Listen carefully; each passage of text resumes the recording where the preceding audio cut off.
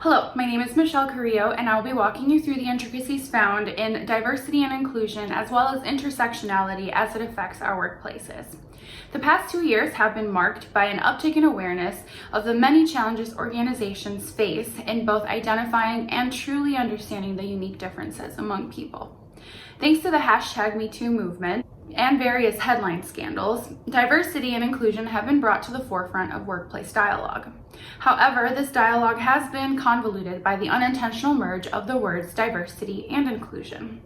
Without much attention paid to the nuances of what these words mean, we have kind of become a society that thinks one is like the other or they both mean the same thing. However, the implications each has on people-related strategies and practices need to be addressed, especially when looking to create a diverse and welcoming and inclusive environment in our workplaces. Diversity and inclusion have become critical elements of every recruitment and retention strategy. In a later section, we'll get into the details and benefits of creating a diverse and inclusive workplace, but let's start with a few definitions. Gallup research indicates recognizing that diversity and inclusion are very different things is that first step in the journey toward creating a uniquely diverse and inclusive culture. Diversity in the workplace means that an organization employs a diverse team of people that's reflective of the society in which it exists. However, determining what makes a team diverse isn't very simple. Diversity incorporates all of the elements that make individuals unique from one another, and while there are infinite differences in humans, most of us subconsciously define diversity by a few social categories, such as gender, age, race, and so forth. Diversity should be understood as a fact in this mix of what makes a difference. Diversity is the who in the mix. Inclusion, then, is the goal. Inclusion is the what in this mix of being valued and engaged. Essentially, inclusion happens when the mix feels valued. Inclusion is leveraging differences to increase opportunities for everyone. In the United States, the Equal Employment Opportunity Commission, or EEOC, enforces laws to protect individual employees in the workplace based on specific social categories that commonly face discrimination in American culture. These social categories are typically defined in some version of a non-discriminatory statement and policy, such as this one by the US government.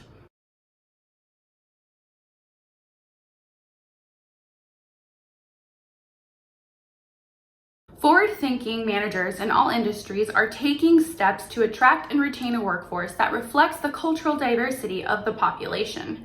They take seriously the fact that there is a link between the diversity of a workforce and financial success in the marketplace.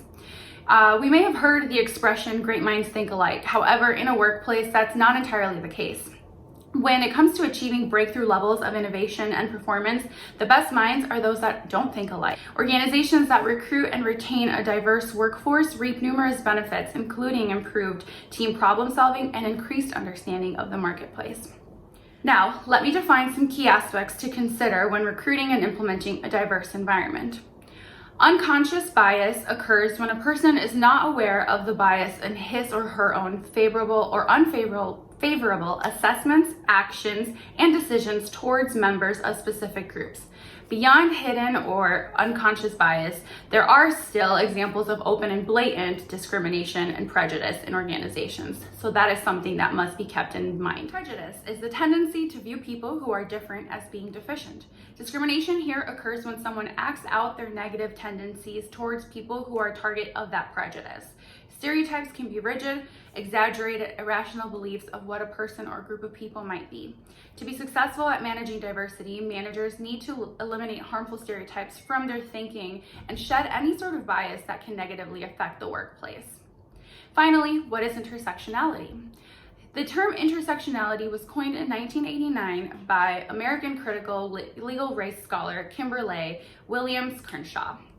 However, the central idea of intersectionality has had long historic roots beyond the United States, where Black activists and feminists, as well as Latina, post-colonial, queer, and Indigenous scholars have all produced work that reveals the complex factors found within intersectionality. As intersectionality has gained popularity, it has been interpreted and discussed in many ways as the theory, methodology, paradigms, lens, or framework However, today it is understood as intersectionality promotes an understanding of human beings as shaped by the interaction of different social locations, such as race or ethnicity, gender, class, sexuality, disability or ability, status of migration, or religion. These interactions occur within a context of connected systems and structures of power, such as laws, policies, state governments, and other political and economic unions. Throughout such processes, interdependent forms of privilege and oppression shaped by colonialism, imperialism, racism, homophobia, ableism, and patriarchy are created. Put simply, intersectionality perspective shows that inequities are never the result of single distinct factors. Rather, they are the outcome of intersections of different social locations, power relations, and experiences. In the article White Privilege, Unpacking the Invisible Knapsack, Peggy McIntosh touches on the moment she realized that privilege affects all areas, not just gender. Since hierarchies are interlocking, similarly to how there is male privilege, there is also white privilege. Peggy then focuses in on this idea of there being an invisible knapsack that we all carry that must be unpacked. Here, white people and white passing people, like myself, keep special provisions such as maps, passports, code books, visas, clothes, tools, and blank checks. So now that we are aware of this privilege that is inherently given to people of lighter skin pigments, we must ask ourselves, what will I do to lessen that or end it? So what is inclusion in the workplace? Although often used in connection with diversity, inclusion is a whole concept of its own.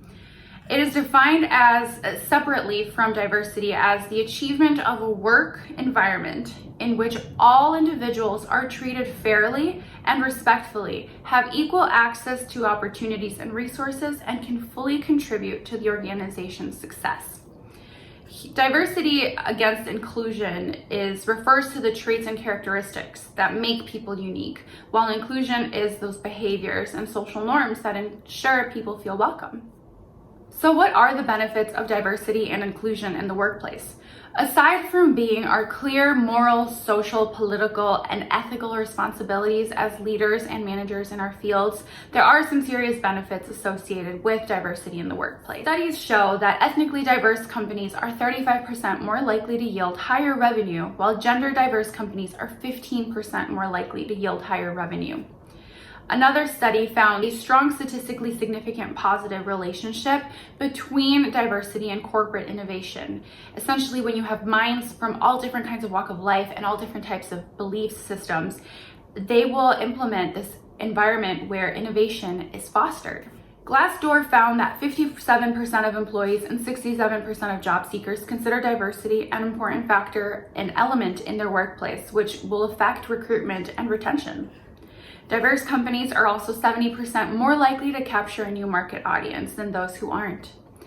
When employees perceive that their organization is committed to diversity and inclusion, they actually feel included. They feel like they're a part of that mission and vision, and employees are 80% more likely to rank their employer as high performing. And finally, a study published in the American Sociological Review found that companies with the highest percent in racial or gender diversity have higher sales revenue, more customers, higher than average market share, and profitability. Touching back on the Peggy McIntosh article, we are informed that systemic change takes many decades, and as we know from male privilege, it is an open question whether we will choose to use this unearned advantage or this arbitrarily awarded power we are given due to the color of our skin to try and reconstruct power systems on a broader base. Today, managers need to learn to value those differences, which means that they recognize individual differences and see these differences as positive with an appreciative attitude. To facilitate this attitude, managers need to learn about cultural patterns, typical beliefs of groups, and be able to understand why people act the way they do.